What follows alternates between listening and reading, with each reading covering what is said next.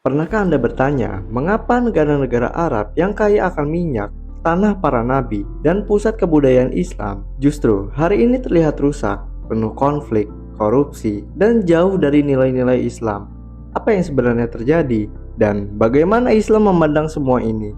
Simak sampai akhir, karena kita akan membahas sisi kelam dunia Arab modern yang jarang diungkap media, serta pandangan Islam yang sebenarnya. Sebelum dilanjut, jangan lupa like dan subscribe untuk mendukung channel ini. Terima kasih. Ironi tanah para nabi. Negara-negara Arab adalah tempat kelahiran Islam. Di sana, Nabi Muhammad SAW dilahirkan.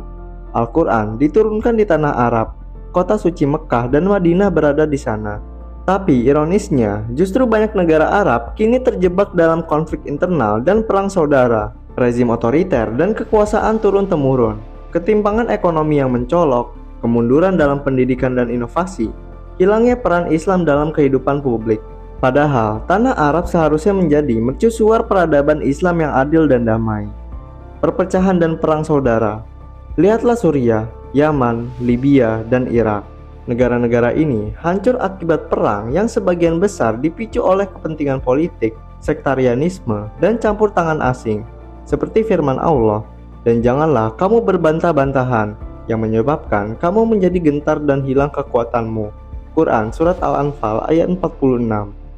Perpecahan ini bukan hanya membawa kehancuran fisik, tetapi juga kerusakan moral dan hilangnya rasa ukhuwah sesama muslim. Kekayaan minyak tapi rakyatnya menderita.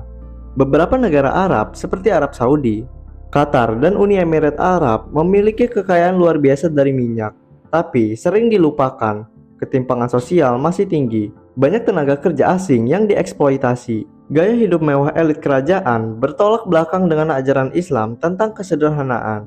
Islam mengajarkan keadilan ekonomi, bukan kemewahan dari pemborosan. Dan janganlah kamu berlebih-lebihan, sesungguhnya Allah tidak menyukai orang-orang yang berlebih-lebihan. Quran Surat Al-A'raf ayat 31. Korupsi dan kekuasaan otoriter. Banyak negara Arab diperintah oleh raja atau presiden yang berkuasa seumur hidup dengan sistem yang jauh dari syura atau musyawarah. Kebebasan berbicara ditekan, para ulama kritis dipenjara, media dibungkam. Padahal dalam Islam, pemimpin adalah pelayan umat. Rasulullah SAW bersabda, "Setiap kalian adalah pemimpin, dan setiap pemimpin akan dimintai pertanggungjawaban atas kepemimpinannya." Hadis riwayat Bukhari dan Muslim. Islam ditekan di tanah Islam sendiri.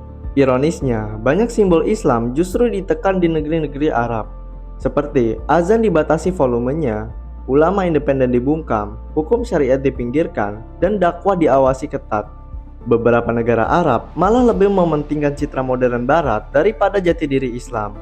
Padahal, kejayaan Islam lahir dari berpegang teguh pada Al-Quran dan Sunnah, bukan menirukan budaya luar. Kebangkitan Islam hanya simbolik. Meski banyak pembangunan masjid megah, acara islami, dan seolah-olah tampak religius, nyatanya, itu sering hanya sebatas simbol. Nilai-nilai Islam seperti keadilan, kesetaraan amanah, dan anti korupsi justru tak dijalankan dalam sistem pemerintahan mereka. Islam bukan sekedar pakaian dan ritual. Islam adalah sistem hidup yang harus diterapkan dalam politik, ekonomi, sosial, dan budaya. Harapan di tengah kegelapan. Walau banyak sisi kelam, masih ada cahaya harapan seperti generasi muda Arab mulai bangkit dan mengkritisi ketidakadilan. Gelombang dakwah Islam mulai kembali menguat di media sosial, dan umat Islam di dunia mulai saling menyadarkan bahwa Islam bukan sekedar budaya Arab, tapi jalan hidup yang universal. Rasulullah SAW pernah bersabda, akan datang suatu zaman di mana Islam kembali asing seperti awal kemunculannya. Maka beruntunglah orang-orang yang asing itu.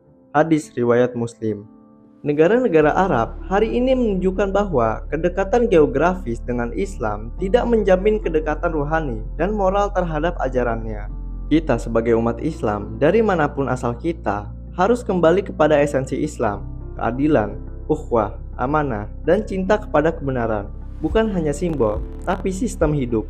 Jangan biarkan Islam hanya tinggal nama.